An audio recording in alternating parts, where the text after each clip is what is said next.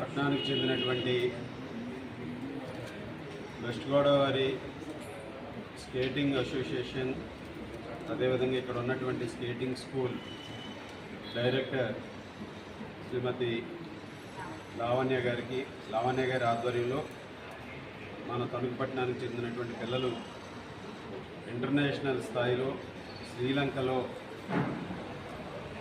Role ball triangular series సంబంధించి ఆ పోటీల్లో పాల్గొని వీరందరూ కూడా మంచి ఫలితాలు సాధించడం చాలా సంతోషం. ముఖ్యంగా గోల్డ్ మెడల్, అందరూ కూడా గోల్డ్ మెడల్ సాధించారు.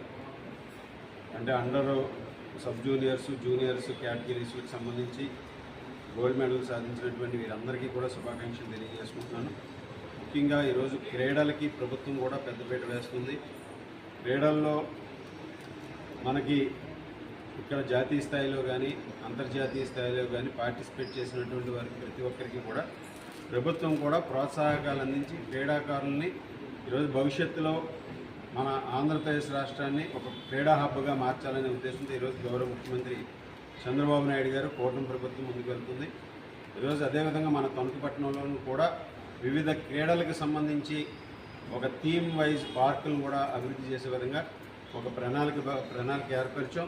త్వరలోనే ఆ పార్కులన్నీ కూడా ఈరోజు ప్రారంభించే విధంగా కూడా చర్యలు తీసుకుంటామని ఈ సందర్భంగా తెలియజేసుకుంటూ, ముఖ్యంగా గతంలో 2014 నుంచి 2019 వరకు నేను శాసనసభ్యునిగా ఉన్న సమయంలో మన తణుకు మున్సిపాలిటీ నుంచి ఇక్కడ స్కేటింగ్ పార్క్ని ఏదైతే ఏర్పాటు చేసామో దానివల్ల ఈరోజు ఎంతోమంది పిల్లలు మన తణుకు ప్రాంతం నుంచి స్కేటింగ్లో ముఖ్యంగా మంచి ప్రతిభని కనపరుస్తున్నారు.